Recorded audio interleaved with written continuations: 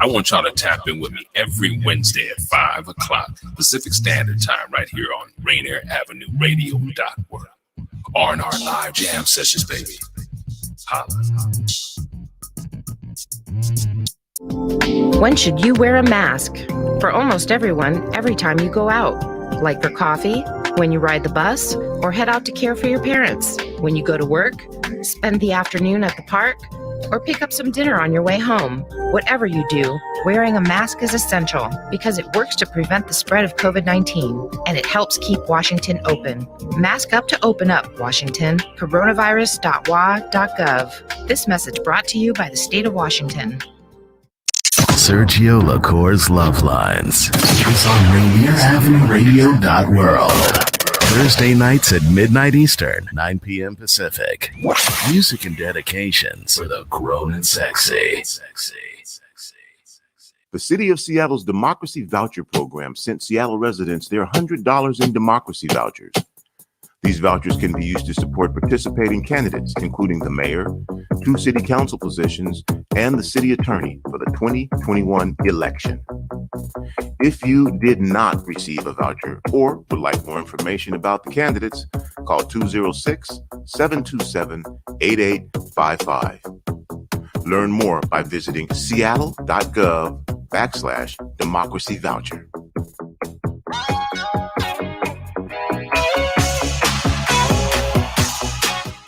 You know you can't get enough of Rainier Avenue Radio. .world. Can't get enough of that.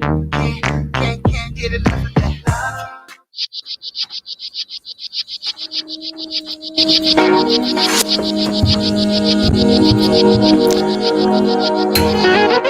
Welcome to Rainier Avenue Radio.world. It's me, Tony B. This is our special broadcast of the impacts of the coronavirus on South Seattle and surrounding communities. And so, as you know, the coronavirus impacts everything, pretty much everything. Joining us on the program will be Annie Tran from the Seattle Elections and Ethics and Elections Commission. And then also, I think it's just going to be Annie. Not sure. We'll find out here in a second. Anyway, welcome to the program. Again, we started doing this on March 13th and in 2020. And here we are, April of 2021, still doing these programs on the impact of the coronavirus. The impacts are a little bit different now. At that point, we were facing a lot of unknowns and we were in lockdown and we did not know anything really about the coronavirus. And the science was trying to figure it out. I mean, we had been told not to wear masks. And of course, we knew that this was going to impact our Black and brown communities more severely, even though we were being told we were all in the same boat. And it just impacted everything. Education, childcare, folks lost jobs. And yeah, well, we're here today to talk about democracy vouchers. So what this means is that during this pandemic, as things unfolded, we got to see how our city council members responded in the crisis.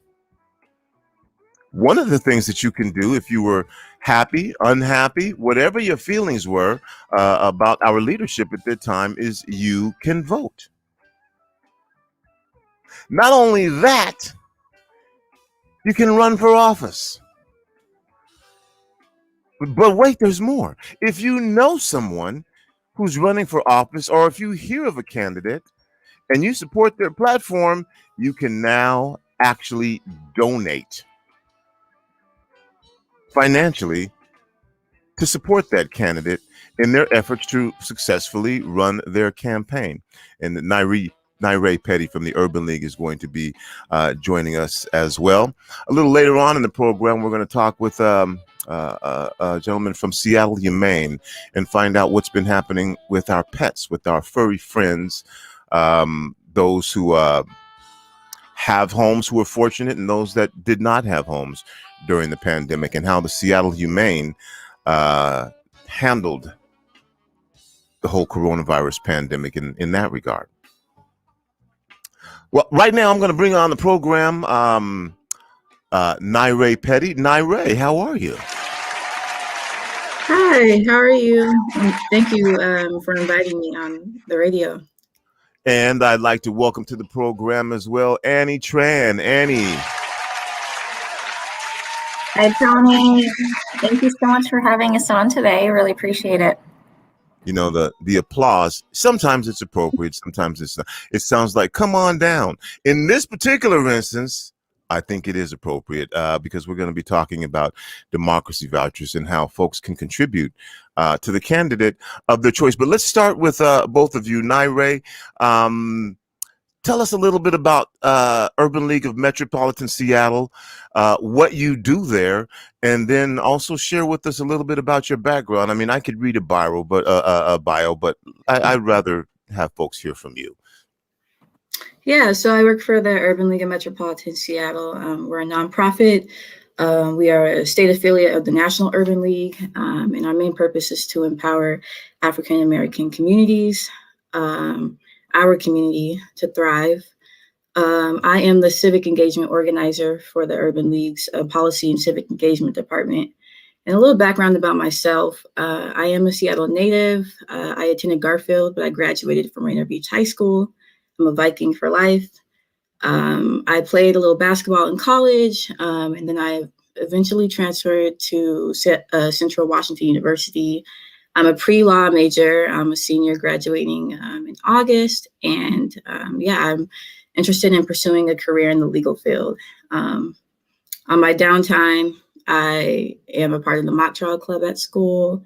I'm a senator for our Law and Justice Club, and I'm a writing consultant for a university's writing center. All right. So, yeah. That's a lot.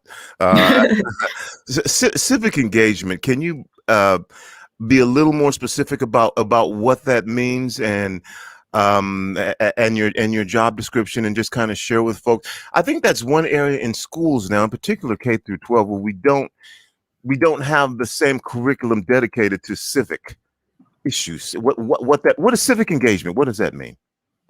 What do you do? So what I do is I learn a lot about what's going on locally, nationally, what's going on in politics, and ways that we can be more involved, in ways that I can increase civic participation with what's going on. We just think it's really important for the community to have a hand on what's going on in the community. So I just invite people to be more involved, educate the community. And that's essentially what I do as a civic engagement organizer.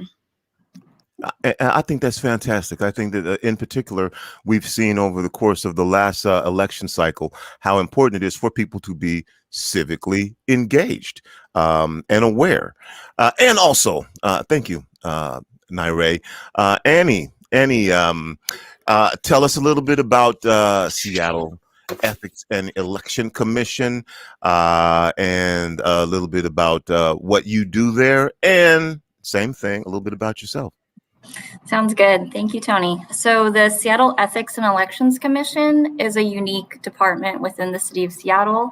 We are an independent city commission made up of a group of volunteers that help us administer and enforce the Seattle ethics, elections, lobbying, and whistleblower complaints. So any of complaints about, say, elected officials or complaints about city employees, they do go to our office, and our commission reviews it and makes decisions upon it.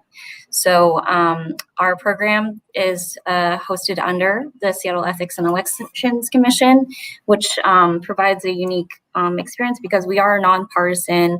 Our main goal is to, through the Democracy Voucher Program, really to just educate people about how they can run for office and how they can follow the rules and laws and regulations along with how to run a campaign. And so my role at the Democracy Voucher Program, I am the communications and outreach person. I work with our community partners, which the Urban League is one of them. And we help just spread the word about how residents can use our program to run for office or to support local candidates running for office in Seattle for this year's election. It's a unique one because it is the mayor's race will be on the ballot, and it's the first time the Democracy Voucher Program is open to funding the mayor's race. And a little bit about me. I grew up in Shoreline. I have stayed in the Pacific Northwest my entire life. Went to Shorewood High School. Now I'm living in Seattle, and I have a cat at home, and it's been really interesting to see how Seattle's engaged in many different aspects of seeing people be civically engaged and really care about the issues locally. So I'm really excited for this year in particular. Okay. At 2:00, make sure your cat tunes in, because we're going to be talking to someone from Seattle, Humane, about what our furry friends have been experiencing during the pandemic, because they've been going through a lot too. They have. So getting back to the conversation now, thank you both for being here. Democracy vouchers, the election, we have elections every year, not every 4 years. So let's start with the concept of democracy vouchers. It says democracy, but that has no connotation to whether it's Republican or Democrat or independent, right? There's no partisanship about these democracy vouchers. They're just called democracy vouchers. So either one of you take this first initial question, to somebody who's from Mars, who has no idea what we're talking about here. What is a democracy voucher? Yeah, so I'll take that. So each year, Seattle residents have a chance to donate to their local candidates' campaigns. So with this Democracy Voucher Program, they each receive 4 $25 vouchers that they can use to donate to those campaigns. And these vouchers were actually mailed out February 9th to registered voters or people that already applied for the program, but it's not too late to apply or to register to vote. Okay. And if you're a registered voter, you should have received these. We know sometimes folks can be transient. Folks change addresses. They move around. Some folks are unsheltered. But as long as you're a registered voter, you have access to these democracy vouchers. Is that correct? That is Yes. correct. Mm-hmm. And if you, for whatever reason, have changed addresses, again, are unsheltered or living between different places, maybe you got them and you can't find them. What can you do to make sure that you get your democracy vouchers, or is it just too late at this point? Yeah, no, it's not too late. It's really important to update your voter registration with King County Elections, and you can do that by going to their website, kingcounty.gov. It's a pretty straightforward process. Also, if you have applied for the Democracy Voucher Program, or if you are registered to vote and everything looks nice, at the Urban League, we do offer a resource of application if you are missing your voucher. So I can definitely assist you with that, or you can go on Democracy Voucher's website as well. And if you are 18 and you are registered to vote, you get your $100 in democracy vouchers, correct? Yeah, correct. Mm-hmm. Okay.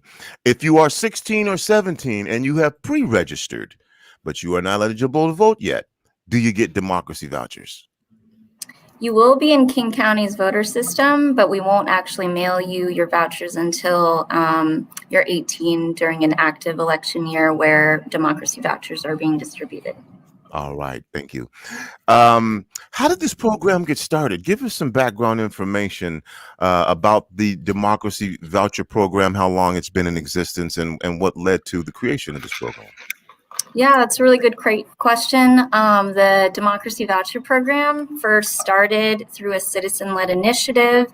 It's a great way to allow Seattle residents to pass legislation in our state. And so many residents and local organizations put the initiative on the ballot by collecting enough signatures. And Honest Elections Seattle, also known as Initiative Island 22, was passed in November 2015, and it also created a property tax funding mechanism where $3 million per year for the next 10 years up until 2025 is used to support a public funding source. So now the city of Seattle is distributing $100 to registered voters, and we can use that money to also run for office.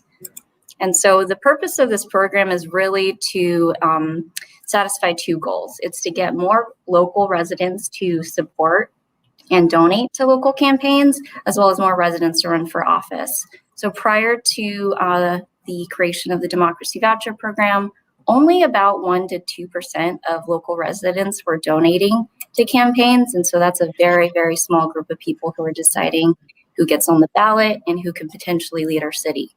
But now with the Democracy Voucher Program, about 8% of local Seattle residents are donating and supporting our local candidates and getting further in the process and running more competitive campaigns. Okay. Now, if folks haven't donated to a campaign before and they get this $100 to say, okay, here, donate to a campaign, what are I know that there are political platforms out there and issues and concerns that candidates have that they run on.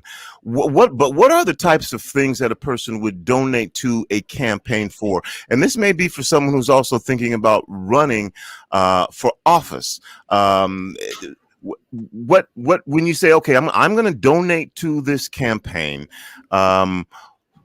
what are you supporting? Are you supporting the candidate? What are the types of things that a campaign needs that you're saying, okay, I think I should give my money to this particular campaign because they're going to need money to do X, or they're going to need money to do Y, or they're going to need money to do Z. You may not even know why they need money. What are some of the things that y'all can tell me, both of you, about these democracy vouchers and what folks should consider? Again, I'm not telling you to tell people how they should use their democracy vouchers, but just information about what's involved in putting together a campaign and what that money could be used for. Absolutely. So running a campaign, especially a competitive campaign in Seattle, often can cost hundreds of thousands of dollars. And so a lot of the efforts that are put into financially supporting that might go into supplying supplies for volunteers to go out into the field, to be able to door knock, to be able to spread information about why it's important to support this candidate, some of the issues that that candidate might support, as well as, supporting maybe meals for volunteers who are out in the field. There's a lot of different efforts that go into getting the word out. Also, any mailers that might be sent out, advertising about the candidate, going to community functions, transportation, the list goes on, setting up a website or social media. It takes a lot of content and skill to be able to run those aspects. And people find that using democracy vouchers makes it easier for them to supplement those initial costs. And with the democracy voucher, once you assign it to someone, does it literally become cash? At that point, are there limitations about the way someone can use this as campaign funding, or at that point, it's open season on whatever they want to do to use this funding for their campaign? There are campaign finance laws that they do have to abide by, and that's led by the Washington Public Disclosure Department. And so, unfortunately, I don't know the exact details about how that is, but I know with democracy vouchers, you cannot use it to pay, family members to help work for you. That can be paid through a separate funding if they're fundraising cash and checks from just regular residents and having them donate cash and checks to their campaign. But democracy vouchers cannot be used to pay family members. So there are protocols set in place to ensure that this money is responsibly used. And I think I heard you mention earlier that the funding of the democracy vouchers comes from a property tax. Is that, where does the money come from? I'll just ask you, where does the money come from? Yeah, that's a great question. So through the Honest Elections Seattle initiative, it did approve a $3 million per year property tax. And so the average house in Seattle is likely paying about $8 into the system a year to support the Democracy Voucher Program. But each registered voter gets about $100. And the properties that are paying into it include residential properties, commercial properties, businesses, and that is how the program is funded. Okay. And this is, you said 10 years? I guess I'm getting at the sustainability of this. 10 years, is that the length of time that this is approved for? Yes, correct. And so if there is leftover money during each election year, which has happened in the last 2 election cycles, that money just rolls over to support the future elections that we have. Up until that funding runs out and the money that we've accumulated over the 10 years has run out, it'll likely go to a vote of the people whether or not they want to support this property tax levy again to support the Democracy Voucher Program. Okay, and I'm going to keep firing questions at y'all, and the time goes by pretty quickly. But I want to hear just your thoughts, and Naira, I haven't heard from you for a second. What are your thoughts that you would like to share to folks right now who are hearing about this, who've heard about democracy vouchers? What are your thoughts about the Democracy Voucher Program itself? What would you share with someone, and you're about to do that right now, about, okay, get your democracy vouchers, find out what they are, find out what you can use them for. Ultimately, at the end of the day, you have X amount of months to make your mind up about how you want to use these. Is there a deadline? Give me your thoughts about democracy vouchers and why you think they are critical, or maybe you don't. Naira. Oh, no, I think they're extremely critical. I know that for years we have focused on making sure our voices are heard in the community, making sure, that our representatives hear us and they actually represent us. And with the Democracy Voucher Program, we now have opportunity to increase that civic participation by offering people of color or those who haven't engaged before to engage with a local candidate's campaign. And I think that it's just really important that we are more involved when it comes to, just the candidates' campaigns, and especially it offers us a way to run ourselves. So if you or someone are interested in running for office this year, you have up until the middle of May to run. You now have opportunity to receive funding yourself from the Democracy Voucher Program. So it's something that definitely goes with our views as a nonprofit in our community. That's just the way that we want to be heard, and now we have a way to be heard. And Annie, I'm going to ask the same question of you.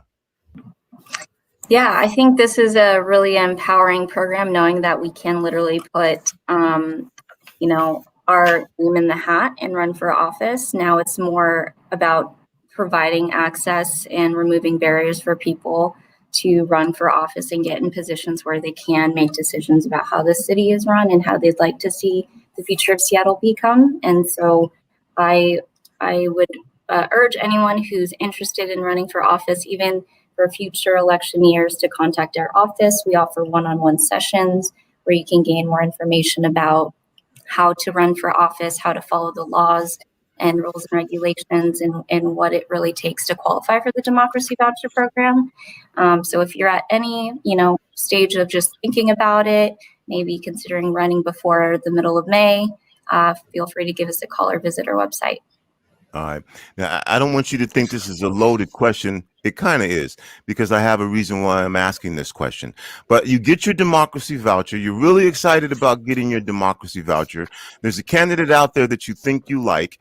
You donate the money to that particular candidate because you're so excited right now, and they're saying, give me your democracy voucher. Help us out. And then you realize 2 months down the road that you've given up your $100, and maybe you like another candidate now, or you want to change your mind. Is it too late? Once you have done it, you've committed to it. Is that the deal?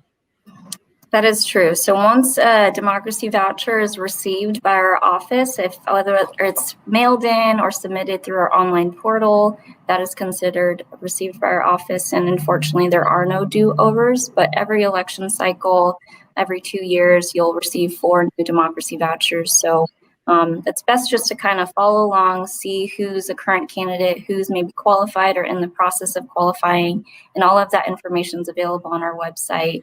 You could also learn about the candidates by reading their candidate introductions on our website. It's similar to a pre-voter pamphlet where you can gain information about who you want to support and decide and make your decisions based upon that.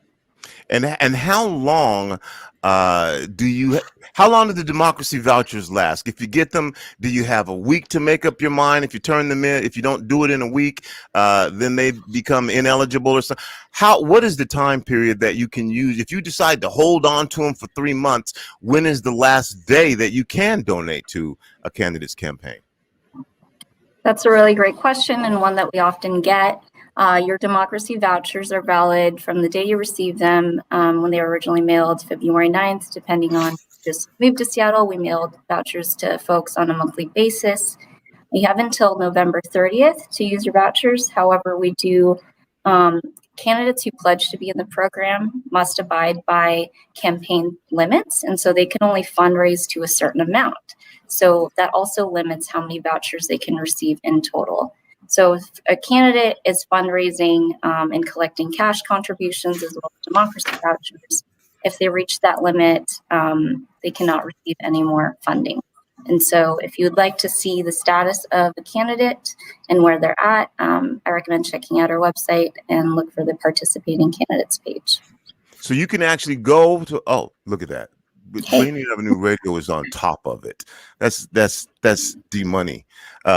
So you can actually go to the website, check out your candidate, and see how many democracy vouchers they have received pretty currently, like almost real time. Is that the deal? There's a number of steps that are taken before they're posted on our website, but at least on the participating candidates page, you can see if they can still accept vouchers. On our program data page, that's where you will find the most current information. There are a number of steps where campaigns have to report the information to us on specific dates, and so there is not really a real-time way to find out, but I would say the participating candidates page is the best source that we have, where you can see whether or not they've hit that limit, and we do update it daily. Okay. Is there a specific amount of money exclusively for democracy vouchers that a candidate can raise? Not just the total amount that includes cash, but just for democracy vouchers, is each candidate limited to X amount of dollars for democracy vouchers? Well, I think the greater limit really depends on the campaign limits. And so, for example, if someone's running for mayor, they can fundraise up to $400,000 for the primary election and $800,000 for the general election. And if they reach those limits are made up of any cash contributions or democracy voucher funding they receive. So realistically, they could just raise all democracy voucher funding up to $400,000 or $800,000. All right. And I say that now, here was my point, is because and y'all can say, whether you've thought about this outcome. Some folks are on top of it. Some folks who are running for office are trying to get these democracy vouchers, and they're saying, send me your democracy vouchers. I'm not going to debate whether that's right or wrong, but there is no limit. There is just a finite amount of democracy vouchers. And once you spend your democracy voucher, your voucher is gone. Naire, Annie, and we're almost out of time here. Is there another program like this in the country? Is there something else that you use kind of as a blueprint to do this, or to see how this works, or is this very unique to Seattle? Yeah, as far as I know, this is the only city with this type of public funding. That's exactly true. Yes. So Seattle is the only program like this so far, where we issue $425 to all registered voters. There's other programs that may include a matching fund grant, where someone donates maybe $10 of their own money, and then that's multiplied by 6. And so that becomes $60, for example. But there are no programs where the city distributes vouchers or cash to residents to make political contributions. Yeah. And you know what? Now we're almost out of time.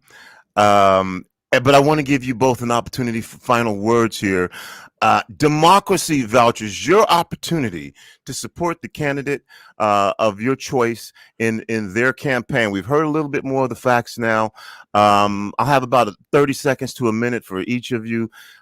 Whatever you want to say to our listeners right now. I guess, Naire, I started with you, and so I will give you the coin flip, and you go first. Anything that you want to say about democracy vouchers, or share with our listeners and viewers right now about democracy vouchers? Yes. Is it to Annie? Oh. What? Let's see. Well. Oh, the screen went to Annie. My bad. Okay. Yeah. So for the eligibility of democracy vouchers, if you are a Seattle resident, if you're over the age of 18, or if you're a U.S. citizen, U.S. national, or a lawful permanent resident, aka green card holder, you are eligible for democracy vouchers. So if you need assistance with applying, feel free to reach out to me. My email is n@urbanleague.org. We do assist with applying for the democracy voucher program, or if you're missing that voucher, you can also reach out to us as well. Also, get registered to vote. We also have a voter guide and voter information on our website at urbanleague.org. And you can reach out to me for that as well. And thank you so much for having me, Tony. And this is unsolicited. This is just my opinion. But, Naire, I'm just really excited about the way the Urban League is responding to the needs of our community, and the way the Urban League of Metropolitan Seattle, again, has stepped up. Maybe folks are unaware. Maybe you do. Whatever. We have open, honest, frank conversation here. We know about the past troubles of the Urban League, and I'm just excited that there's an institution like this that's stepping up and leading in a number of different ways and leading a number of different efforts. So very cool. Annie, opportunity for final words here from you. And I don't have anything to say about Seattle ethics and elections because I never talk with them. This is really the only time that I have had to say ethics and elections. Well, what do they do? Why are we? Anyway, go ahead. Anything you want to say to our listeners? Yeah, I really appreciate the time today. Thank you, Tony. I just want to make a note that if you don't have your vouchers with you, if you've lost them somehow, you can always go on our website and submit a replacement request form to get them either mailed to you, or you can access your vouchers through our online portal, which makes it very easy to submit and use. I'd also recommend checking out the candidate introduction so you can learn about the candidates early enough to use your vouchers for this year's 2021 election cycle. All right. Thank you. Thanks to both of you. Coming up next, I'll be having a conversation with Toshiko Hasegawa again about anti-Asian discrimination and hate that has become, not that it wasn't there before, but certainly become more visible. And then at 2:00, I'll be joined by a guest from Seattle Humane, and we're going to be talking about, over the course of the past year, what's been happening with our pets, what the pandemic has done for our furry friends. Some of them have homes, and the pandemic has changed things. Some of them were on the street. We're going to find out all about that at 2:00. So we'll be back right after this.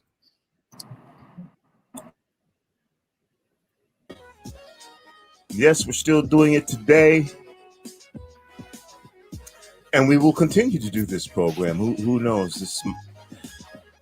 This might just be something that just becomes part of the norm, discussing the impacts of the coronavirus on South Seattle and surrounding communities, because we know that it pervades so many things in our life. Well, again, we started doing this March 13th of last year. And on that very first program that we did on March 13th, immediately some things came to light that were taking place in our community, which is why we chose to focus on South Seattle. And that was the fact that we had a very, very diverse community that we live in. When this happened, and Seattle was considered to be the epicenter, or the Northwest, or Kirkland specifically, in the nursing home in Kirkland, where 12 folks died, there were some things taking place in our community. And so we brought that to the air. In that conversation, when we were talking to an elementary school, K through 5, you heard one of the folks at the elementary school who worked with parents say one of the things that he had to do was he had to explain to African Black parents that their kids were at school saying, we can't get this. So we knew that there were things going on right away. Another thing that was going on that school on March 13th was that same instructor was telling me that the Asian kids were already facing discrimination, were already seeing the backlash of racism That was March 13th of last year. Well, here we are. Like I said before, again, a year later, I was saying some things have changed, not much. And again, something that we knew on March 13th of 2020 is, I guess, for some folks, just becoming aware. So what am I talking about? I'm talking about the thing that I just said back on March 13th when educators in the K through 5 school, March 13th of 2020. And the educator was telling me, I'm having to go home to African and Black parents as I'm going to talk to their parents and say they think that they can't get it. And the other thing that was going on was he was also saying our Asian students are being discriminated against. This is March 13th of last year. So fast forward now. I think it was last night. There was a victim who was believed to be an employee of the South Bay Massage and Spa in the Skyway neighborhood who was shot. There was also a shooting at the Emerald City Bible Fellowship. I think that was Tuesday. So things do happen, but when you add on to it potential for racism, it affects everything. When you're walking down the street and somebody holds on to their purse, bags tighter, if you're Black, you're going to think, I wonder if this is because I'm Black. Whether it is or whether it's not, it impacts and affects you. In Seattle and across our nation, Asian American, our neighbors, their places of worship, their businesses have been deliberately targeted by racism, xenophobia, and acts of violence. Some of this may have to do with misconceptions of COVID-19. And some of it may have something to do with the last presidential administration. But what we do know is that it's not new. You may be more familiar with racism in terms of Black Americans. You may be more familiar with, again, anti-Semitism. And for some of you, the concept of race and discrimination with Asian Americans, you might be thinking, well, wow, this is new. Well,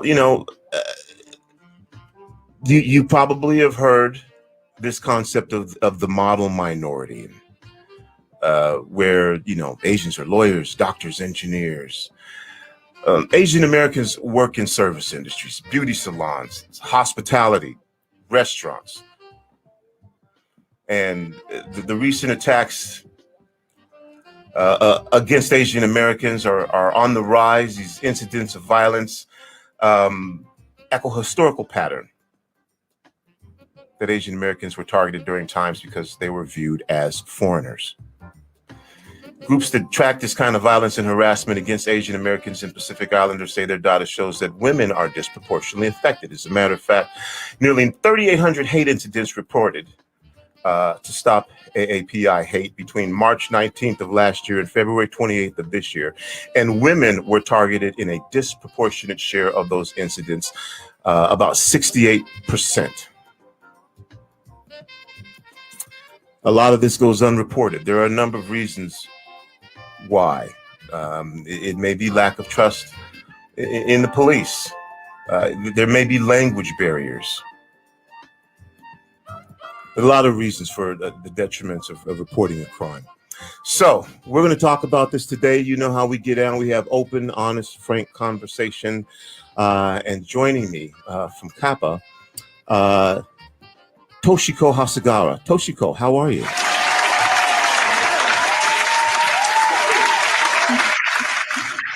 Tony, I'm well. Thank you so much for having me. It's truly an honor to be here with you. Oh, see, you got the South Seattle round of applause that we do for our community. I was not expecting that. But I'm honored. We know what you do in this community. So if there are folks who are unfamiliar with you, that's because they don't know. But we who live in the community know. I did mention Kappa, and so let's talk about, before we get started on this, give some people some information on your background, the role that you play now. I know that you're about to run for office, but that's coming up. So give us a little bit of background on yourself. Well, I'm a South Seattle girl from the Beacon Hill neighborhood. I'm the 4th generation Japanese American. I'm a new mom. I gave birth during the pandemic, and I'm just so proud to be able to raise my daughter in the same neighborhood where my grandparents raised my father, right? So I think we've seen a lot from where we stand, and across time, I think what's one thing that has been perpetual, which is the point of the conversation today, is a history of discrimination and hate and racism in America, including right here at home, like right here in Seattle, King County, Washington State, you name it. Like, the reason why we're here is because it was the only place in the city where Asian folks were allowed to buy and own property. And that's why we have such a long history of collaboration, civil rights history, and advocacy interracially across communities. And some of those same civil rights leaders also advocated because they saw the importance of institutional change coming from within and having a seat at the table. And so they helped establish the ethnic commissions. There's the Washington State Commission on Asian Pacific American Affairs, which today I have the tremendous honor of representing as director. It is a cabinet level agency that advises the governor, the state legislature, and all other state agencies on the issues impacting our historically marginalized community members. And to give you a glimpse of who we are, Asians and Pacific Islanders in Washington State come from over 40 different countries. We speak over 100 languages and 1,000 dialects. And that is a lot of tremendous diversity. And ever since COVID-19 broke out, Tony, there's been, we knew that anti-Asian sentiment was coming just because it's happened so many times before in the past. Whenever crisis hits, who are they going to scapegoat and who are they going to blame for it? And this time it was just overtly clear that it was going to be us, because you had the man at the highest office of the land calling it the Chinese virus, the Wuhan virus, the Kung flu. So we issued a statement early on in conjunction with the Department of Health saying you can't associate virus with place, because this is what's going to happen. And sure enough, Tony, the things that you just said, it happened. It started off with not patronizing Asian businesses, then it escalated to vandalizing Asian businesses. Then we started seeing a spike in bias incidents where folks had something to say walking down the street, but then overt violence, hate crimes, specifically targeting people because of who they are, not for what they've done. And so we're seeing this trend of anti-Asian sentiment and hate crimes, which may or may not be reported. And it's astronomical. I mean, in King County, it's gone up 150% in the last year. There's been 400 cases reported. In Washington State, we're seeing it in every single county, whether it's the middle of the state, the east side, the southern border, or right here at home. I mean, it's a cultural attitude that has been not just like societally upheld with anti-Asian sentiment, but like politically supported, and becoming a part of a party's platform of xenophobia, right? Of misogyny. And then most recently, specifically, anti-Asian sentiment. So when we look at what happened in Atlanta, Georgia, of course, it's being stoked for the last 4 years. But one of the things that's important to remember is this trend that we're seeing right now is in a larger context of an ongoing trend over the last 5 years of the growth in hate crimes against Black people and Jewish people specifically. We are just the flavor of the week. And it was so bad. It's been so bad that the state legislature acted in 2019. Representative Javier Valdez introduced legislation to establish a Washington State hate crimes work group so they could get to work and understanding how we could actually set up systems of support for victims, and also make sure that perpetrators are going to be brought to justice and held accountable to the fullest extent available to the law. And so that work group just adjourned in July and published its recommendations. but we have such a long ways to go. You know, the criminal legal system is not set up to support people of color. It is not set up to support victims, generally speaking. And there's an entire philosophy behind that, right? And the problem with that is that folks do not receive justice. And so when you hear like the tensions in society because it hurts so bad to see these people, well, there's no condolences to be had. This has been ongoing. And what folks want is they want systemic change, and they want accountability, and they want to be able to feel safe in their own neighborhoods. And so it has been just such a trying time, you know, and there's so much work to be done. My guest again, Toshiko Hasegawa. You know, there's so much to unwrap here, Toshiko, and so many different places to take this. And I was thinking about that as we started this conversation. And I think the best thing for me to do is going to be to get out of the way and let you share and let you talk. I mean, I hear you. Like, where do we begin, right? Where do we begin? Like, right. Let's talk about what's at the top of everybody's minds. I do want to say this though before we get started, because we're saying Asian, and we're saying, you know, just as a broad term. Mm-hmm. Obviously, one of the things that I have to share with people about when they're talking, whatever is discrimination, racism, that's your Black people are not all one thing. We're not all one monolithic, even though we're Black, and that's it. And when we're talking about the Asian community, we're talking about, and you mentioned it, 1,000 different dialects. Mm-hmm. That additional double jeopardy when dealing with this. Let's start with this: aggregating information, awareing the community of resources, making the community familiar with what you can do when you see something, when you report something. I just want to start with talking about the additional challenge of having to do this when people are talking about Asians as one monolithic group. And that's right. What we're thinking. Or maybe you can clarify, you tell me, and then we go on. But I just want you to talk about that for a bit, because when people are listening, that's what they hear. It's somebody who looks like something. You know? Yeah. Oh, yeah. You know, and there's nuance, and there's importance and diversity, and all of that is lost when you clump us together. But guess what? The regular person, what do they think? They look and they see Asian, and when you put the numbers together, they're going to see us as like statistically significant, in the words of Daniel Day Kim, who testified so eloquently before Congress, right? And when you look at the numbers of people of color at large, if you were to aggregate all those together, then we're even larger, right? Like together, we African Americans, Native Americans, Latinos, and Asians, like we are soon approaching a majority. And I think that's important in this conversation because it speaks to white fragility, which is a huge component in white supremacy. I mean, you've got folks who are marching around chanting, "You will not replace us." And they mean it. And they're going to resort to whatever taxes they need to do to be able to feel like they have some sort of sense of security or stronghold and entitlement to a land that they showed up to and occupied forcefully, violently at that, right? So we're not surprised. This is a part of who we are. But you know, to the tune, like people of color, this is a tale old as time. You know, racism, anti-immigrant sentiment, misogyny, all of us are commonly impacted by white male supremacy. And so we have to take a look at it. As we're looking at the rise in hate crimes, we are also concurrently looking at the correlation in the rise in active white supremacy and white supremacist groups. I mean, they are known, they're identified, they are, and what we're seeing is acts of domestic terrorism. And we cannot make any mistake about it. So if we're looking at what happened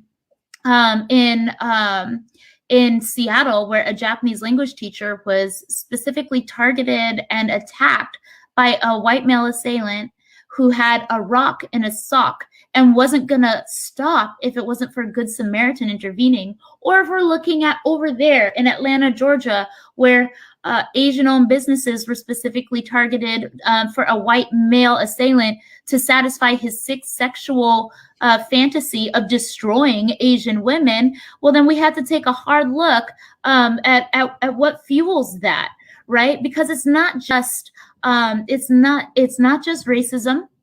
It's not just misogyny, right? These things, it's not just xenophobia. These things work concurrently to uphold something else that is very intentionally at play here.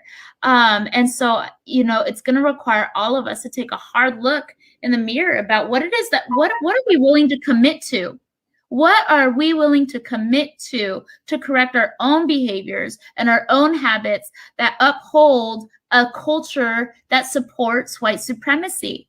Are you going to let your kid come home from school and make an Asian joke about a classmate of theirs? Right? Are you going to patronize a business where there are women who are being economically exploited? Right? There are so many things that I think led to the culmination of events that lead to overt acts of hate against us, and those victims deserve better. And so we all need to be very humble, because all of us can do better. And that's what it's going to require. And we need, and we don't, like I said, we don't need condolences. We need change. We need cultural change. We need institutional change. And there's a lot of components to that. Racism is sometimes very simple, sometimes very, very simple. Sometimes it's very nuanced, and all of the time, it's very complex. Mm-hmm. Again, my guest is Toshiko Hasegawa. We're talking about violence and discrimination against Asian Americans, Asians. And just again, this is not new. Toshiko, I remember a time when folks would say, once all the old people die, racism will no longer be here. And that was a thought. That was a thought, in particular in the 60s. And so they're getting older in the 70s, and once they die, racism won't be around anymore. We know that not to be the case. For you, Toshiko, and I'm going to ask you, because you are also the president of CAPA, to speak on behalf of your community. Are you afraid? Tell us from your personal experience, from people that you've talked to, because this is more than just saying, oh, there's violence people are being killed. Racism is a hateful, tragic, miserable, horrible thing that stemmed from slavery and lynching. It's not a buzzword. So just from your personal experience, where are you at right now? You have family members. You have grandparents. You know people who have. What are you feeling? What are the members of your community feeling, so that we can hear something firsthand? We know what we hear on national. We hear politicians. We hear everybody now saying, "Hey, we need to do something about." And I'm not saying they shouldn't do that, but this is something that's not so. What are you feeling right now? What's going on in your community? I feel a lot of things. But you know what? I think right now I'm just pissed off. I think I'm pissed off because it's not just, elders who walk the streets in fear, or, folks who live in shame, because being victimized can bring up some pretty immense feelings of vulnerability. But I'm also now a mother. I'm mother to a mixed race child. And I don't want to live in a world that's going to hate her for her heritage. And, for every force as present and as prevalent and pervasive as racism is, and sexism, and all the other isms that will never be eradicated because we are human. For every force, there's an equal and opposite force. And there has been a beautiful showing of, I think, solidarity over the last year. Because, it is not lost on me that tomorrow there will be another Black man killed at the hands of law enforcement. And we're going to have another hard conversation about race in America. We have to keep having crucial conversations. And I am seeing such a will across differences of people showing up saying, how can I meaningfully engage with you? I'm talking about anti-Blackness in the Asian community, Black folks standing up at the rally in solidarity with Asian folks last weekend, LGBTQ bringing visibility to issues for immigrants, right? Women's people at the Women's March talking about the Muslim ban. I mean, I think there's a heightened will to reach across differences and stand in solidarity with each other. And so that I choose to sit with that. I choose to sit with that goodwill, because the pain and the fear, it's unsustainable. It's unsustainable for the human condition. And so, it's credit to you and to others for facilitating these conversations, because it's exactly what we need to continue to do, and get ideas and make change and make it happen. We want policy change, cultural change, intersectionality, to tear down the chains of oppression. Toshiko, it's like we just got started, and I knew this was going to happen. We're almost out of time, which is why I wanted to give you time to express. I do want to ask you a couple questions. You know how I get down and have open, honest, frank conversation.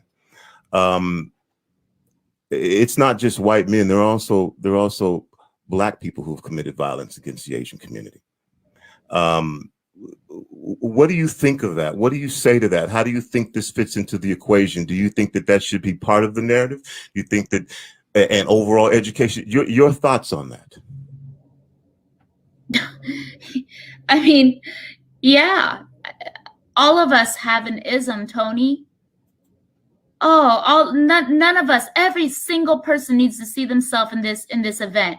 You know why? Because of 8 victims, 2 of them weren't Asian. 1 of them wasn't a woman. And that is the contagious aspect of hate, nobody is immune to its grips, and nobody is immune to its impacts. And so we all need to have a hard look in the mirror about what we're willing to commit to, in order to start being the change that we need to see. And so what are we going to do as individuals? What are we going to do as groups? And what are we going to do as institutions to try and make this better? And that's the hard conversation. So yes, we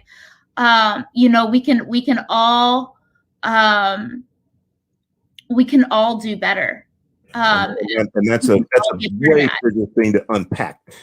To bring that up at the last minute, but again, I wanted to get it in there. And really quickly, I went down to the International District yesterday, and I saw a definite police presence. What is the feeling about that police presence? In some communities, they prefer community policing instead of heavily police presence. What is the feeling in the International District about that? Again, very visible presence of police officers. Does it make the community feel safer? Is it desired? Is it wanted? Do you have an idea about that? How do you feel about it?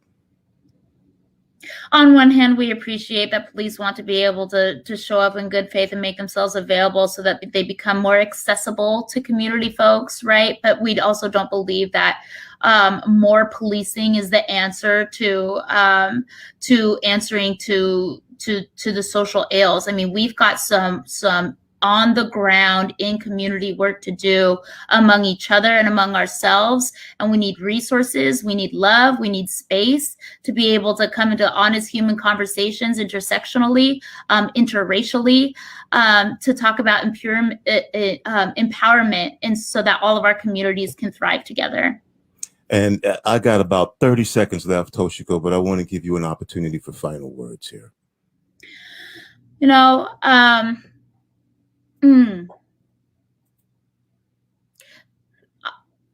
know, professionally speaking, people need to make space. People need to make space for their staff. People need to make space for themselves. They need to make space at home to be able to process this, and not just mourn, not just grieve, but actually assess and also commit.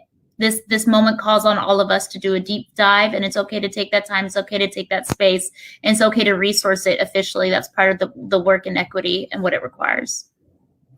Toshiko, thank you for joining us on Rainier Avenue Radio. Appreciate you being here. It is my honor and my pleasure. Thank you, Tony. You are listening to Rainier Avenue Radio, special Friday broadcast of the impact of the coronavirus on South Seattle and surrounding communities. And obviously this is something, again, as I mentioned before, that was exacerbated by the pandemic, but has always been there. We will continue to do this broadcast, and we will continue to share the narrative of our community. Coming up next will be Chris Swinson. We're going to talk about the impact of the coronavirus on the film industry in Seattle. And who knows what that could lead to. And we'll be back to talk with Chris Swinson right after this. Would you like to see when your favorite Rainier Avenue Radio? This is Paul Pearson, host of Star Time. And when I'm not busy tearing the roof off the suckers, I'm listening to Rainier Avenue Radio.world.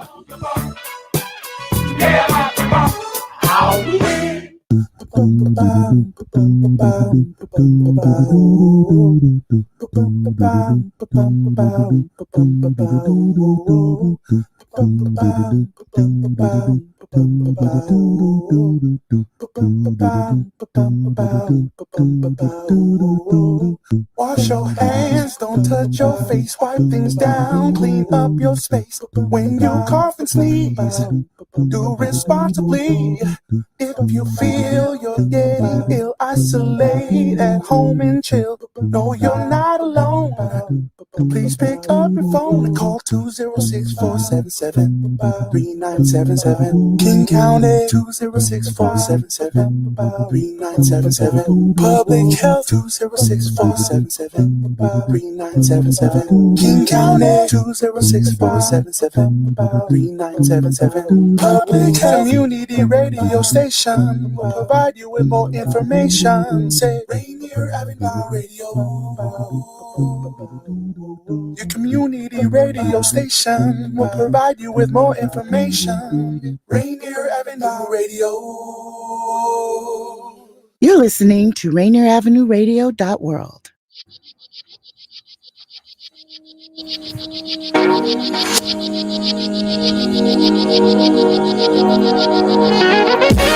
Welcome back to Rainier Avenue Radio.world, our special broadcast of the impacts of the coronavirus on South Seattle and surrounding communities. Just joining us, we spoke earlier at 1 o'clock with Annie Tran from Seattle Ethics and Election Commission, and then also Naire Petty from the Urban League of Metropolitan Seattle about democracy vouchers.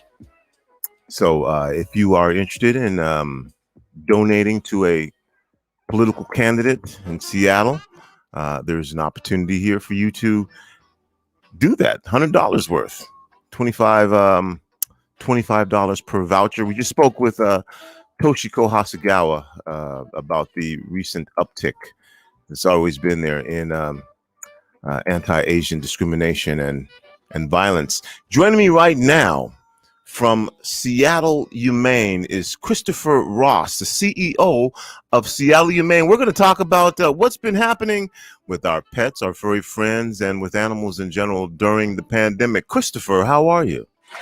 Thanks for having me.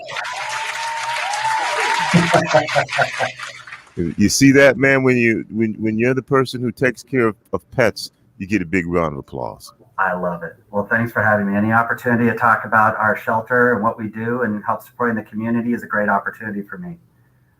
Well, here's the first thing. Seattle Humane is in Bellevue, correct? Yeah. Can't deny that, but our reach is through the entire King County region. A lot of the work that we're doing right now is clearly over in the Seattle area as well. Much of our community medicine outreach is really focused in the Seattle area and South Seattle. Well, let's start with this again. Maybe explain it for someone who's from Mars. All right. What is Seattle Humane? What is the work that you do?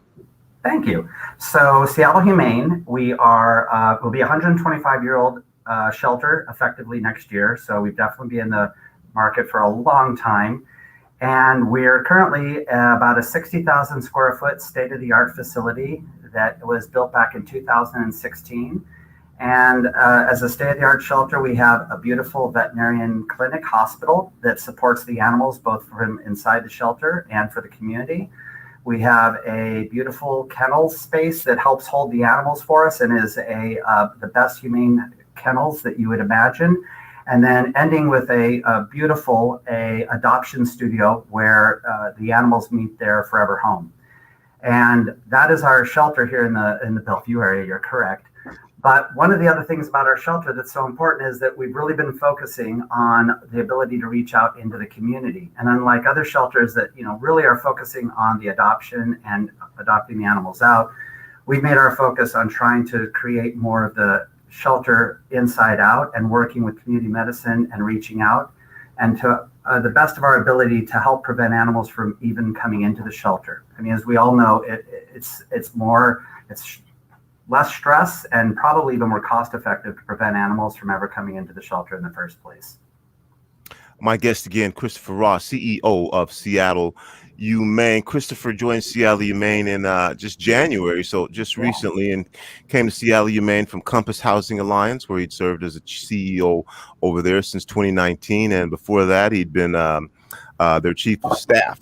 And Christopher says that your priority for 2021 will focus on taking the lessons the organization learned during this past year and operating with COVID-19 restrictions, as well as the many innovations that came from this period, and build on Seattle Humane's mission to promote the human-animal bond by saving and serving pets in need, regardless of age, ability, circumstances, or geography. The goal is to leverage the organization's successes and expanded focus on community programs that serve pets and their families while continuing to provide quality care and shelter for adoptable pets as they make their journeys home. The pandemic affected everything. It affected everybody, Chris. I'm happy to have you here on the show because I don't think that was really a lot of attention paid to what's happening to our animals, what's happening to our pets. In talking about taking the lessons the organization learned over the past year, what were some of those lessons that you know what? I'm going to back up. I'm going to back way up. I'm going to back way up. What happened, if you know, I know you just got there, and so, but I got to go back. At this point last year with Seattle Humane, there was a lockdown. We had pets there. We had folks who needed to go to work because they had animals in Seattle. What happened at Seattle Humane? Take us back there if you can, if you have that information. That's a great question. So it's interesting because when the pandemic hit, I think we were all figuring out, and I'm going to first compliment you. That long dissertation that you read and shared was fantastic. That is all the information we'd love to share about what Seattle Humane is doing. And that's a good segue into then what we did in reaction to the pandemic. So the first thing is that while the pandemic was revealing itself and how critical it was and how people are going to have to start locking down, the agency, of course, first took note of what they needed to do for the safety and the security of both its staff and its volunteers, and then the animals that we serve. And so part of that meant that we couldn't have all the animals here inside the shelter. So we focused heavily on moving the animals into foster homes. And we have an amazing crew of volunteers that work with us, thousands, but there's also a special group of them that are foster parents. And that means they actually take an animal on and let them live with them, and they tend to them and care for them, knowing that when the animal eventually gets adopted, they'll have to give them up. And it takes a unique, loving individual that can take a foster pet and keep them for what could be a matter of days or weeks, or in some cases months. And then we immediately converted, while we're moving the animals into foster care, we also then started to be very conscious of having people social distance and keep outside of the shelter, which meant that we started doing curbside check-in and curbside adoptions. And so that continued, and all this was happening, as we all remember, in real time. Back in March and April, things started really ramping up. So while this was going on, we also saw a huge surge in adoptions. And the trend we saw here in the Pacific Northwest was kind of across the country. People were realizing that they were probably going to be hunkering down for a much longer period of time than anybody was suspected, and adoptions ticked up massively. And so animals were being adopted at a very quick pace, as well as we were starting to lock the doors and unfortunately have to go to strictly curbside. We didn't actually stop serving the public in any extent. We just had to move to purely curbside with great social distancing, face masks on. Unfortunately, we had to do it independently. We had to thank our volunteers and have them sit on the sideline, while their safety was also a big concern. And that is how we weathered the initial part of 2020. But we also took that same time to realize this is when we need to figure out how we can take our resources and be even more relevant and of more support to the community. So we already had some great community medicine programs and outreach, but what we wanted to do was take them and really dial them up. So one of the first programs that we created was a pet ownership assistance fund. And the name aside, it was basically an idea of helping bridge owners with when they had economic challenges so they can keep with their pets. So we have two amazing donors, Anne and Jack Fontaine. They've been donors and associated with the shelter for decades. And they personally funded this pet owner assistance fund. And it was meant to help owners that were experiencing either medical bills or short-term expenses or emergencies that could have possibly separated them from their animal if there was nobody to help step in. And can I give you a quick example? Sure. If somebody was having there was a sudden medical bill, and for people that were on unemployment, having a medical bill with their animal could be the difference between either getting the procedure or going without a certain rent check, or potentially going without or rent payment, or potentially going without certain other things that they needed. And they would have to. And I'm going to stop you right there for a second. I want you to pick up right where you left off. But that is one of the things about having this conversation with you, Chris. That is the role. That is the existence of pets in a lot of homes. Now, all pets aren't in homes, and we're going to talk about that too. But just sharing this part of the information about the role. For a lot of folks, it might be, well, you're definitely going to pay the rent, or you're definitely going to, but for folks who have pets, it's going to be, no, my pet is important to me. Anyway, go ahead. I love that. You're right. I kind of take for granted that everybody puts the pet in their life on the same level as their other kids. I mean, it's two-legged or four-legged. So, and that there's no value judgment, but when, stuck with a really, really critical life decision, like having to meet rent or other critical bills, it's tough. And the whole idea of the Pet Ownership Assistance Fund was to help make that go away. And that was the entire reason why Ann and Jack made the donation. And it was, like I was saying, so for medical bills, in some instances, sadly, some people were faced with having to downsize their home or move into apartments.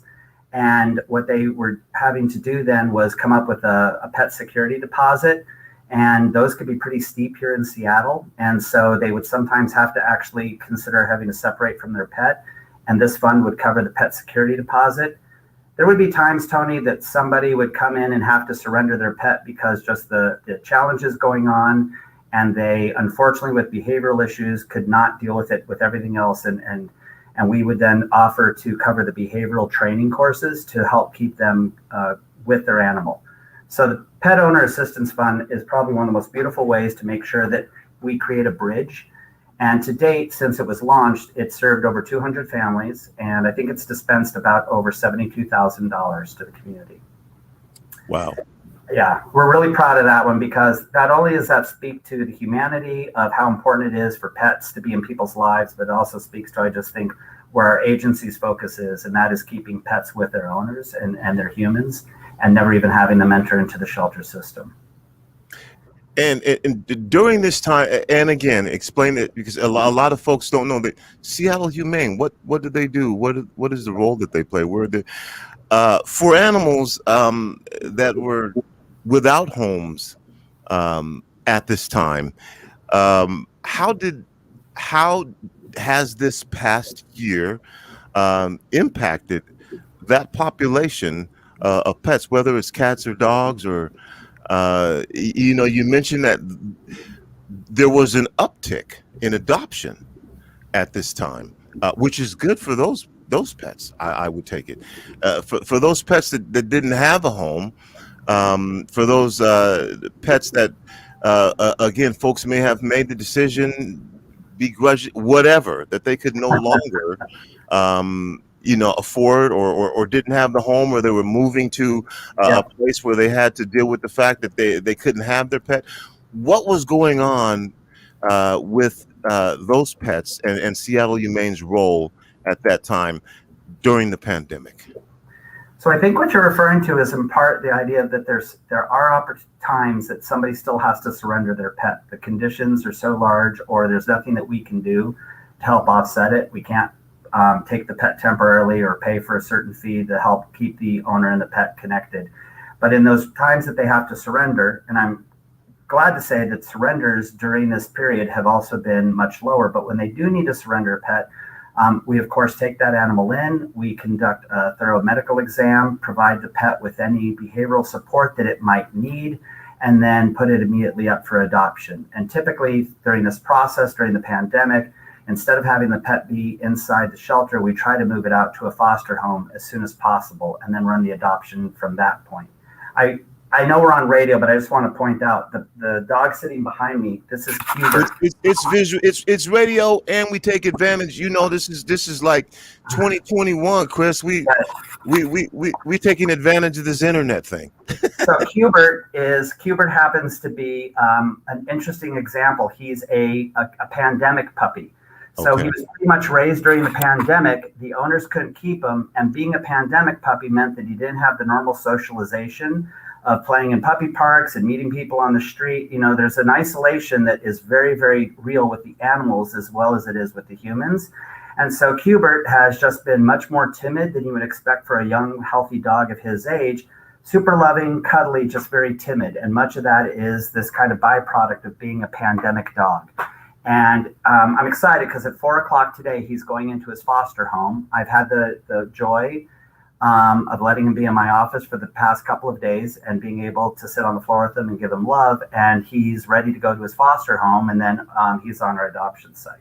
And hopefully he'll be going to his forever home very soon. Nothing against you, Chris, but can you get out of the way so that we can see? Absolutely. Say hi to Tony. That's Hubert. And how old is Hubert now? I think he's about one. About one. And if anyone wants to adopt him, he's on our website. He is absolutely loving and cuddly. As far as larger dogs go, he is about as passive and quiet as they come. And the only thing he asks is that you put one hand on him and pet him. And if it weren't this call, I'd probably be sitting behind petting him right now. Oh, you know what? Let's see if we can make this happen. Once again, Chris, get out of the way so we can. All right. It's all that. That's good. This is me and Hubert. Okay. Yeah. This is normally how I would do more meetings, but not on the radio. Well, we're gonna make an exception. You know what, Chris? Why do you choose to do the type of work that you do while we're having this part of the conversation? Me personally? Yes.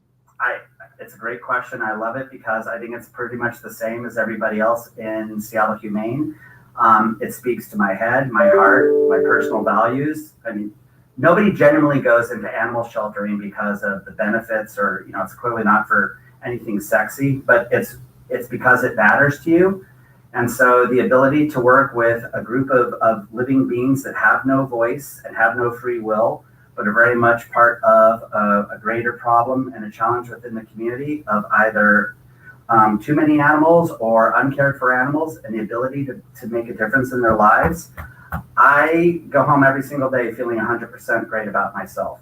And I have to say, with all the careers and all the life I've had, I've never had an experience where I tell people I work for Seattle Humane and their faces absolutely light up. And I suspect that for all of our staff and all the key people that are affiliated with us through volunteers and donors, they all pretty much have the same reaction and the same reason. It's because it matters to their personal values and it makes them feel great, and they know they're making a difference. And Hubert would be, just one small testament to that. You know what, Chris, if you don't mind, oh, look at that right there. Wow. There's Hubert. I didn't do that. That's great. We're just gonna finish. Would you mind finishing the interview from down there, or you can come back? Would you? Can I tell you about one other program? We've got a number of them, but can I just catch you up on one other that is also just okay? I'm gonna bring you back up here in a second, so we didn't do that. But before we do that, tell us how someone can adopt Hubert, and then I'll have you come back up, and then we'll tell us how someone can adopt Hubert. So it's super simple. You go onto our website, you click on dogs. There's a separate site for cats on our site, and there you go. And you click on him, and it will guide you through. It'll give you information about Hubert. It'll give you, there you are. I feel very, very powerful right now, not touching a thing and it's happening, but. That's thanks to our producer D Money. But being able to put a hold on Hubert so that you are first in line to get him, you'd fill out an application, and the adoption process takes you through it. I have to say, so we have a really talented adoptions team, and by talented I mean compassionate and caring and thoughtful. They'll take you through, they'll talk to you about your personal lifestyle, urban, suburban, apartment, house, etc., and talk about how Hubert could be a good fit for you and what your needs are. And then during the adoption process, they guide you step by step. We're still doing curbside, so it's for everyone's benefit. And then when Hubert goes to his forever home, he goes out with a wonderful thank you gift and also some supplies. So the first thing you do isn't have to run out and buy a leash or a harness or pet food. And then they check back in with you, and they check in 3 days, and then 3 weeks, and then 3 months to make sure that your life with your hopefully forever pet is also still going great. And if you need any behavioral support, we also have access to our behavioral programs, have dog training, and you have access to those. So we do everything we can to make sure that the connection, the human-animal connection bond, stays completely intact, and that Hubert goes permanently to his forever home. Okay, well, why don't you come back up, Chris? I just figured, man, that was all about Hubert, and so since you said that's what you'd normally be doing, I figured, hey, I'm not going to be the one to deprive Hubert of the attention that he should have. But if you want to come back up in your chair, you're fine. I'm good. He had a pee break just before the interview, so we're good. So the other one I want to tell you about, because I just think it's so cool, is that we launched a program, which is our Pets for Life program. And we do this actually in conjunction with Humane Society US. And it's sponsored in over 50 cities, and Seattle is one of them. And this Pets for Life program is really amazing. It's something that came out of the whole COVID crisis. And what happens is we actually have a wonderful frontline person named Christina, and she works with underserved communities. And right now the community, they pick it by a zip code. So the zip code that's being served right now is the 98108 zip. And that includes South Beacon Hill and Georgetown and South Park. And what Christina does is literally she works in the community. She's going door to door, knocking on people's houses. She's actually been going into homeless encampments and working with people that are living in their vehicles and letting them know that we provide for those for those communities, free spay neuter, vaccination, wellness checks. There's pet food, there's pet toys. And the whole idea is to really create a bridge and really go from inside the shelter out to underserved communities and make sure that they have the resources that they need so their pets continue to thrive as well. And the whole idea is to keep both the animal and the human at their greatest bond, and to help people not just survive but to thrive. And it's kind of beautiful. So they've been able to reach out. Christina's actually touched over 300 individuals. I think she currently has 90 pets that are part of the Pets for Life program, and has over 60 families. And even during the period of COVID, you can imagine knocking on someone's door is kind of a crazy proposition. And the people are even more suspicious when somebody's saying, I'm here to offer you free pet support. But when they finally realize that it's sincere and it's an authentic offer, they light up. Christina was telling me one of the families she talked to, after got over their initial suspicion of this whole proposition was real, said they have a cat. And then they kind of over the conversation said they have 2 cats. And then by the end of the meeting, they admitted they had 4 cats that all needed spay neuter. And she's now actually, she checks in on them. They're now moving on to wellness checks for the animal.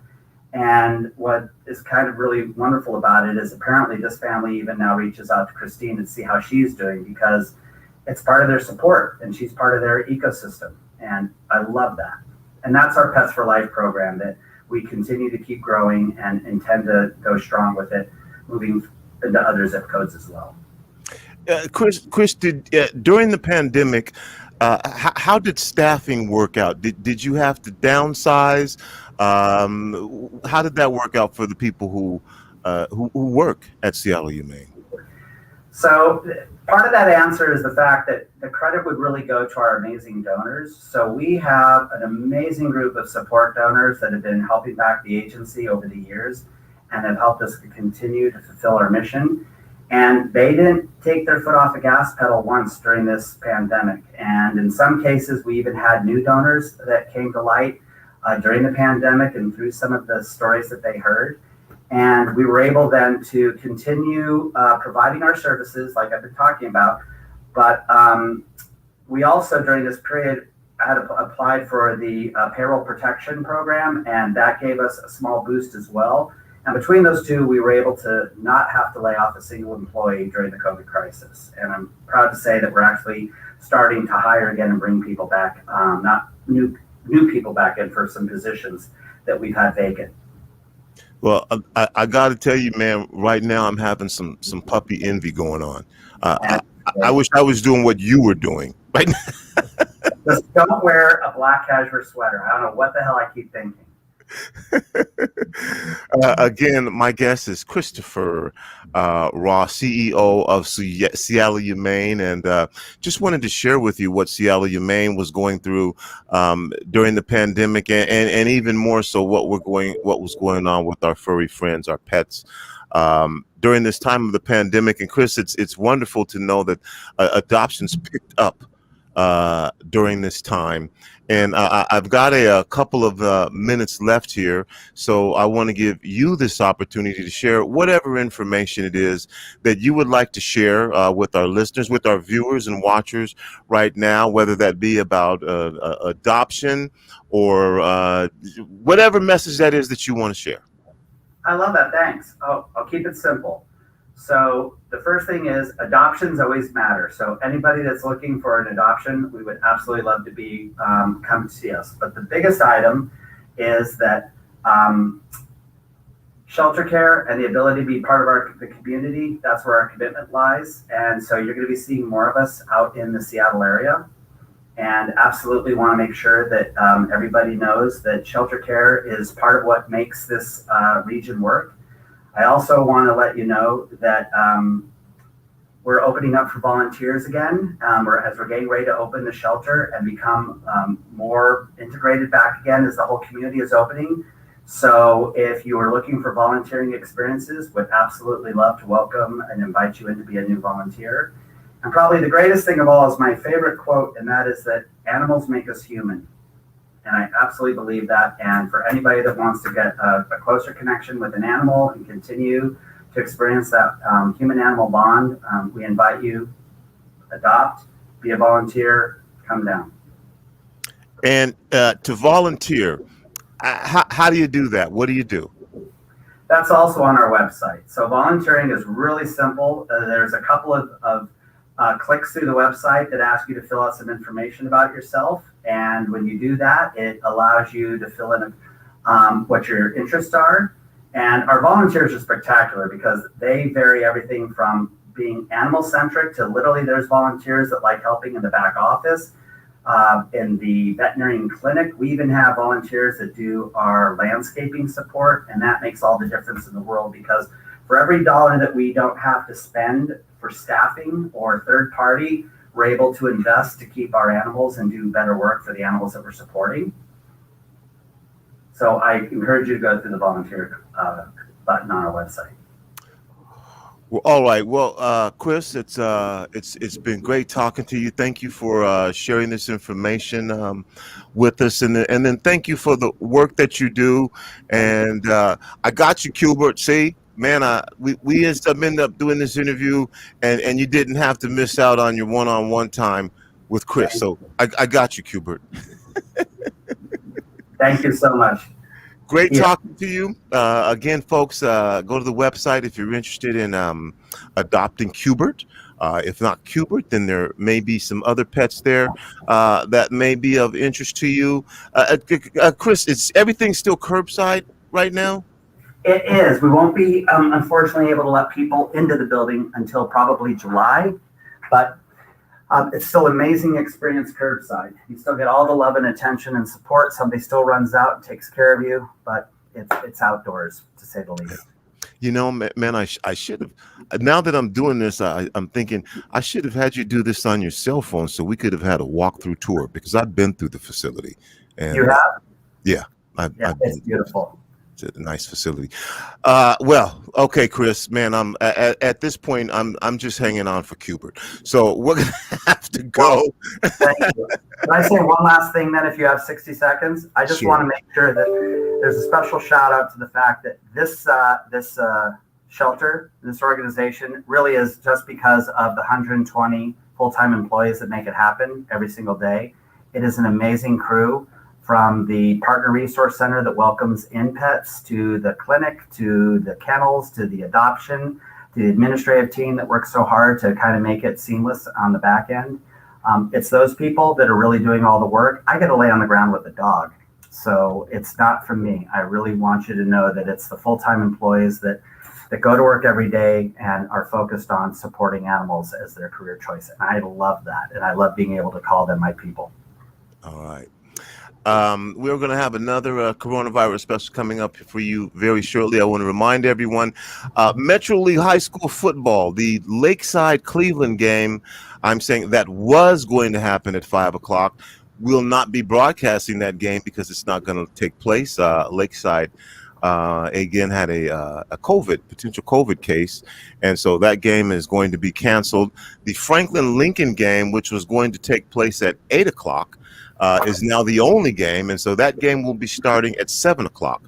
And so I know that a few friends and family can get in, but that probably happens in advance. So for like every other week, if you want to watch and you want to check out the game, you can do it right here on Rainier Avenue Radio through our audio streaming services, or you can watch the game as well through our visual streaming services on Facebook, YouTube, and Twitch, and we'll be bringing you the Franklin Lincoln basketball or football game. This is going to be the first week in months that we did not do our community food giveaway, where we give our food to give food away to members of our community for absolutely free dollars, no cost to you. We had everything. We have steak, we have fresh produce, we have dairy products, but it's not going to happen this week because of the Easter weekend and some of the things that God Is, which sponsors this with us, will be doing this weekend. So if you come by, I'm sorry that we won't be able to assist you this weekend, but we will be back next week with our community food giveaway program, again from 11 to 3. Come get you some food, absolutely free. We don't ask you any questions. Doesn't matter what your situation, circumstances is, just come get you some food. And then I want to remind everyone on Monday, our special broadcast of Community Spotlight, which is a program that features you, the members of the community. We give you 30 minutes to talk about whatever you want, however you want, whyever you want. Ruby Holland will be joining us on Monday at 6 o'clock. Our Black homeowners being forced out of the Central District. There's something called the MHA that was passed, and Ruby's position is it devalues homes, increases upzoning in properties owned by Blacks, in particular seniors in the Central District. And she says that it is a land grab to continue the further gentrification of the Central District.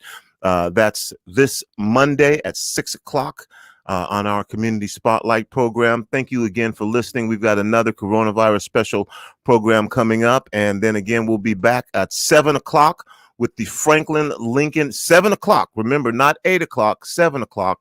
And with the Franklin Lincoln game, and the 5 o'clock Lakeside Cleveland game has been canceled. So that's it. That's all the time I have. That's going to do it for the kid. Thanks again to all of my guests, Nairae Petty from the Urban League of Metropolitan Seattle, and Annie Tran from Seattle Ethics and Elections Commission, talking with us about democracy vouchers. Toshiko Hasegawa speaking with us about anti-Asian discrimination and violence. And then also Chris Ross from Seattle Humane. Until next time, remember, this is Tony B saying whether you believe you can or whether you believe you can't, you are probably right. I'm out. Peace.